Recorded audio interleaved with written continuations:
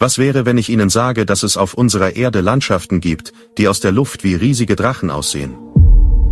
Nicht kleine Felsformationen, sondern gewaltige Gebirge, Inseln und Küstenlinien, so groß, dass selbst Godzilla daneben winzig wirken würde. Manche besitzen lange geschwungene Körper. Andere erinnern an gewaltige Köpfe mit geöffnetem Maul. Wieder andere wirken, als würden mächtige Schuppen ihren Rücken bedecken. Ist das bloßer Zufall? Oder verbirgt sich hinter diesen Formen ein uraltes Geheimnis, das unsere Vorfahren schon vor Tausenden von Jahren faszinierte? Genau dieser Frage wollte ich nachgehen. In den vergangenen Monaten habe ich Satellitenbilder studiert, wissenschaftliche Veröffentlichungen gelesen, alte Reiseberichte verglichen und Mythen aus allen Teilen der Welt untersucht. Ich wollte verstehen, warum Menschen auf verschiedenen Kontinenten immer wieder von Drachen, Schlangen oder riesigen reptilienartigen Wesen erzählen, obwohl viele dieser Kulturen niemals miteinander in Kontakt standen. Schnell fiel mir etwas auf. Überall auf der Erde gibt es Landschaften, deren Form erstaunlich stark an genau diese Wesen erinnert. Manche erkennt man erst aus der Luft, andere offenbaren ihre Gestalt erst auf Satellitenbildern. Wieder andere wirken selbst vom Boden aus so lebendig, dass man das Gefühl bekommt, dort würde ein gewaltiges Wesen schlafen. Mein erster Gedanke war derselbe wie wahrscheinlich Ihrer, dass das kein Zufall mehr sein kann. Doch je tiefer ich recherchierte, desto vorsichtiger wurde ich mit solchen Schlussfolgerungen.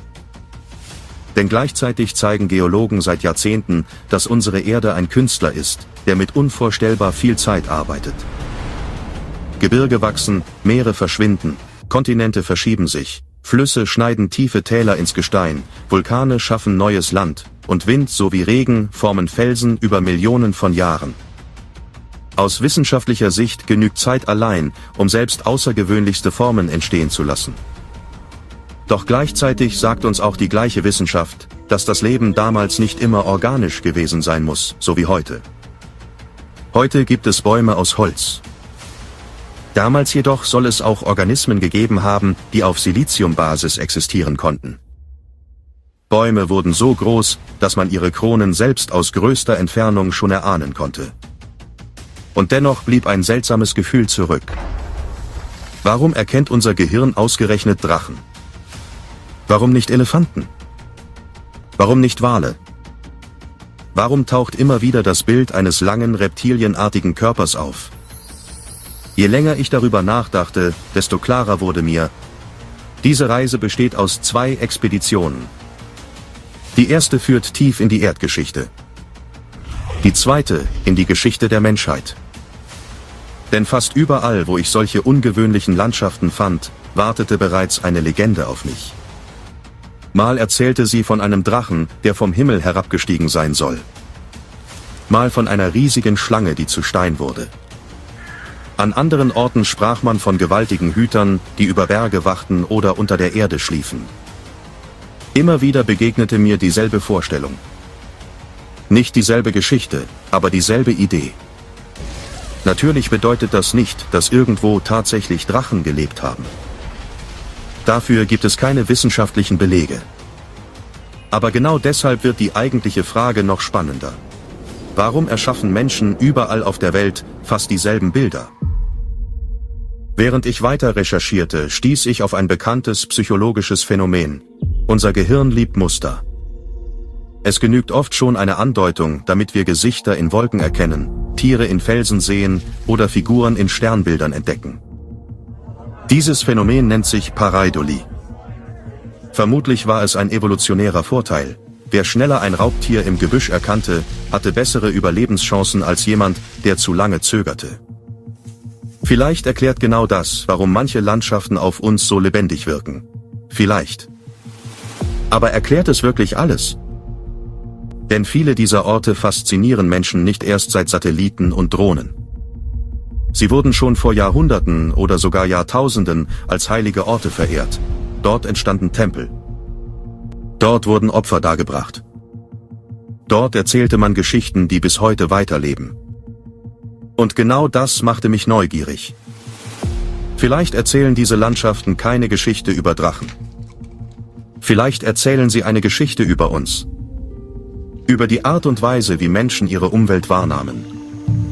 Über die Entstehung von Mythen. Über den Moment, in dem aus einem außergewöhnlichen Berg plötzlich ein göttliches Wesen wurde. Aus einem Felsen ein Wächter. Aus einer Insel ein schlafender Drache. Ich beschloss deshalb, einmal um die Welt zu reisen. Nicht um Beweise für uralte Monster zu finden, sondern um herauszufinden, warum unsere Erde immer wieder Landschaften hervorbringt, die aussehen, als hätte die Natur selbst gigantische Wesen in Stein gemeißelt. Meine Reise beginnt in Südostasien. Dort wartet eine der rätselhaftesten Felsformationen der Welt. Ein Ort, den Millionen Menschen inzwischen kennen. Ein Ort, der aussieht, als würde dort der Körper einer riesigen Schlange aus dem Gestein herausragen. Ein Ort, an dem Wissenschaft und Mythologie bis heute unmittelbar aufeinandertreffen. Die Naka Cave in Thailand. Meine erste Station führt mich tief in den Nordosten Thailands. Eine Region, die auf den ersten Blick kaum spektakulärer wirkt als viele andere Landschaften Südostasiens. Dichte Wälder bedecken die Hügel, Nebelschwaden ziehen am frühen Morgen zwischen den Bäumen hindurch und von weitem scheint alles friedlich. Fast gewöhnlich. Doch genau hier soll sich eine der rätselhaftesten Felsformationen der Erde befinden. Schon auf dem Weg dorthin erzählen mir Einheimische immer wieder dieselbe Geschichte. Sie sprechen nicht von einem Berg, nicht von einem Felsen, nicht einmal von einer Höhle. Sie sprechen von einer Schlange, genauer gesagt von einem Naga. In den Kulturen Südostasiens sind Nagas weit mehr als gewöhnliche Schlangen. Seit Jahrhunderten gelten sie als mächtige Wesen, die mit Flüssen, Regen, Fruchtbarkeit und der Unterwelt verbunden sind. Manche Überlieferungen beschreiben sie als Beschützer heiliger Orte. Andere erzählen, sie könnten zwischen der Welt der Menschen und einer verborgenen Welt unter der Erde wandern. Je mehr ich darüber höre, desto neugieriger werde ich. Denn genau diese Legenden scheinen untrennbar mit meinem Ziel verbunden zu sein. Nach einem langen Aufstieg durch den Wald erreiche ich schließlich den Eingang der Naka Cave. Noch ahne ich nicht, was mich dort erwartet. Der Weg wird schmaler. Zwischen den Bäumen ragen gewaltige Sandsteinblöcke hervor. Das Licht fällt nur noch in schmalen Streifen auf den Boden. Es wird still. Nur das Rascheln der Blätter und das Zirpen der Insekten begleiten mich. Dann sehe ich ihn. Zunächst erkenne ich nur einen gewaltigen Felsen. Doch je näher ich komme, desto mehr verändert sich mein Eindruck. Die Oberfläche besteht aus hunderten polygonalen Mustern. Sie erinnern verblüffend an Schuppen, nicht einzelne kleine Schuppen, sondern riesige Platten, jede einzelne mehrere Dezimeter groß. Sie ziehen sich über den gesamten Felsen. Und plötzlich wirkt der Stein überhaupt nicht mehr wie gewöhnlicher Sandstein.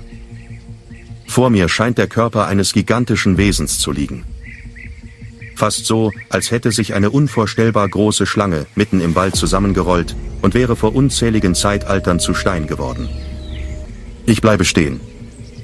Nicht, weil ich glaube, tatsächlich vor einem versteinerten Tier zu stehen, sondern weil ich verstehe, weshalb Millionen Menschen genau diesen Gedanken haben. Aus manchen Blickwinkeln wirkt die Illusion nahezu perfekt. Die Rundungen erinnern an einen Rücken, die schuppenartigen Strukturen scheinen sich über einen langen Körper zu ziehen, und die Felsen setzen sich über viele Meter hinweg fort, sodass der Eindruck entsteht, als würde das Wesen unter der Erde weiterführen. Kein Wunder also, dass dieser Ort weltweit bekannt wurde. Fotos und Videos verbreiteten sich millionenfach in den sozialen Medien. Für manche war sofort klar, dass dies niemals ein gewöhnlicher Felsen sein könne. Andere glaubten sogar, hier den Beweis für ein uraltes, versteinertes Reptil gefunden zu haben. Auch ich dachte, dass dieses Gebilde entweder vor Jahrhunderten, wenn nicht sogar vor Jahrtausenden, von echter Menschenhand erschaffen worden sein muss.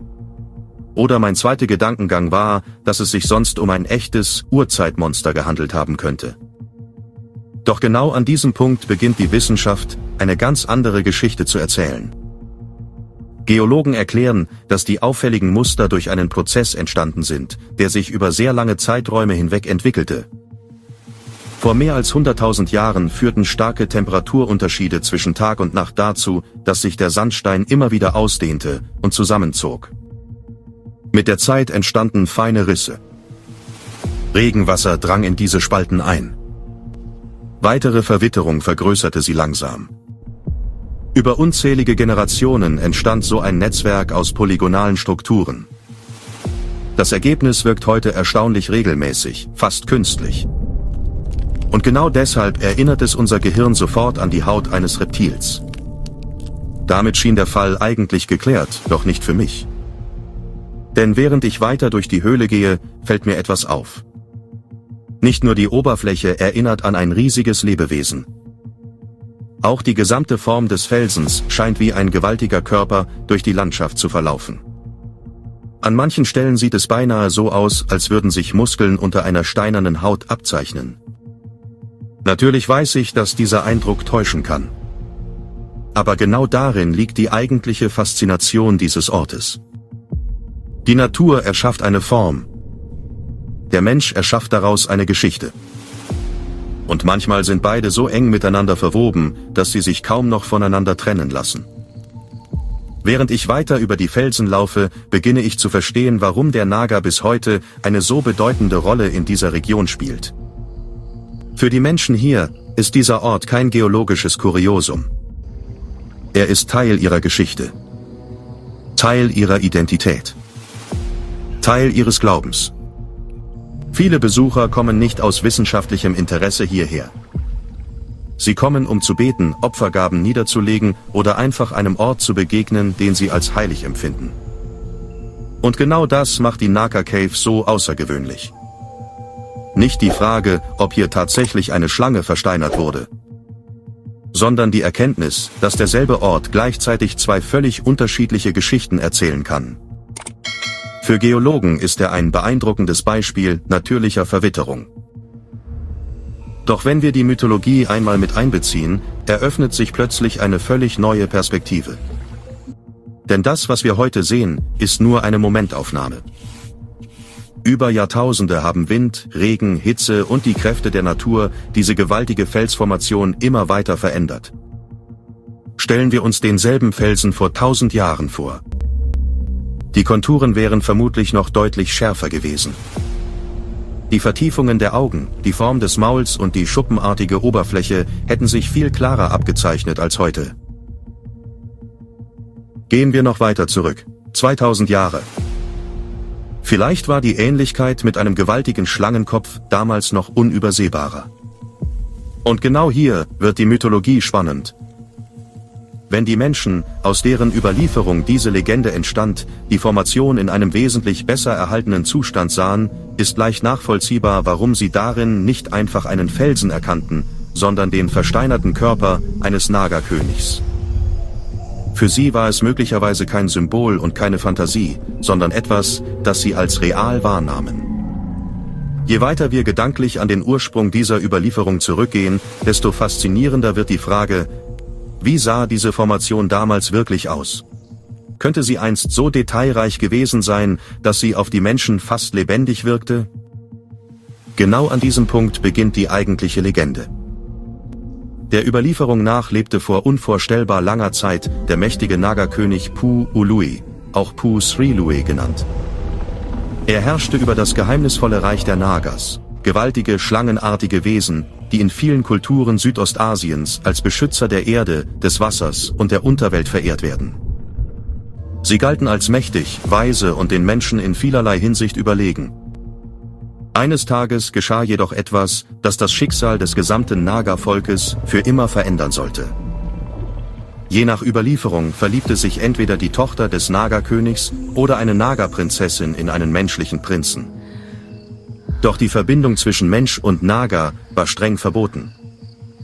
Zwei Welten, die niemals hätten vereint werden dürfen, trafen aufeinander. Als die Wahrheit schließlich ans Licht kam, folgte eine Strafe, die alles veränderte. Einige Versionen berichten von einem göttlichen Fluch, andere erzählen, dass höhere Mächte oder himmlische Wesen eingriffen. Der mächtige Naga-König, seine Familie und sein gesamtes Gefolge wurden in Stein verwandelt, für alle Ewigkeit.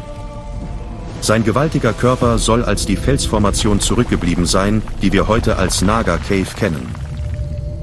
Die langen, schuppenartigen Strukturen, die sich über den gesamten Felsen ziehen, gelten nach der Überlieferung bis heute als die versteinerte Haut dieses uralten Wesens.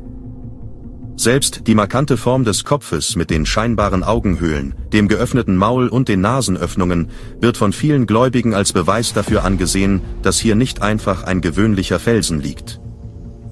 Doch damit endet die Geschichte nicht. Manche Erzählungen berichten, dass die Nagas vor ihrer Versteinerung in unermesslicher Wut die umliegende Stadt zerstörten. Gewaltige Wassermassen sollen das Land überflutet haben. Aus dieser Katastrophe entstand der Überlieferung zufolge schließlich das heutige Feuchtgebiet Bueng Kong Long, das sich unweit der Höhle befindet und bis heute eng mit der Legende verbunden ist. Bis heute pilgern jedes Jahr tausende Menschen zu diesem Ort. Für viele Thailänder ist die Naga Cave weit mehr als eine außergewöhnliche Felsformation. Sie ist ein heiliger Ort, an dem die Grenze zwischen Geschichte, Natur und Mythologie verschwimmt. Viele glauben noch heute, dass die schuppenartigen Strukturen tatsächlich die Haut des versteinerten Naga-Königs darstellen und dass der Geist dieses Wesens diesen Ort weiterhin bewacht. Wann diese Legende ihren Ursprung nahm, weiß heute allerdings niemand mehr. Es existiert keine antike Schrift, die ihren Beginn eindeutig datiert. Die Menschen von Bueng Kong Long geben die Geschichte seit unzähligen Generationen mündlich weiter. Sie zählt zu den ältesten Überlieferungen der Region. Ihr tatsächliches Alter bleibt jedoch bis heute unbekannt. Meine persönliche Einschätzung? Ich glaube nicht, dass wir hier lediglich auf eine zufällig entstandene Felsformation blicken. Für mich gibt es einfach zu viele Merkmale, die an den Körper einer riesigen schlangenartigen Kreatur erinnern. Die schuppenähnlichen Strukturen, die Form des Kopfes, die scheinbaren Augenhöhlen, das Maul, die Nasenöffnungen und sogar weitere kleinere schlangenkopfartige Formationen in der Umgebung. Natürlich ist das kein wissenschaftlicher Beweis. Doch genau diese Vielzahl an Details wirft für mich Fragen auf, die sich nicht so leicht mit Zufall beantworten lassen. Zahlreiche alte Kulturen auf der ganzen Welt berichten von einer Zeit vor einer großen Flut und von gewaltigen Wesen, die damals die Erde bewohnt haben sollen. Ob diese Geschichten auf reale Ereignisse zurückgehen oder reine Mythologie sind, wissen wir bis heute nicht. Doch was wäre, wenn irgendwo unter dichtem Dschungel, meterdicken Sedimentschichten oder in den abgelegensten Gebirgen unserer Erde noch weitere Spuren dieser rätselhaften Vergangenheit verborgen liegen? Was, wenn wir gerade erst beginnen, sie wiederzuentdecken? Denn unsere Reise endet nicht hier in Thailand. Im Gegenteil, sie beginnt gerade erst. Wir verlassen Thailand und reisen weiter nach Afghanistan. Dort erwartet uns eine weitere uralte Überlieferung, die auf verblüffende Weise zu diesem Thema passt und unser bisheriges Verständnis möglicherweise erneut auf die Probe stellen wird.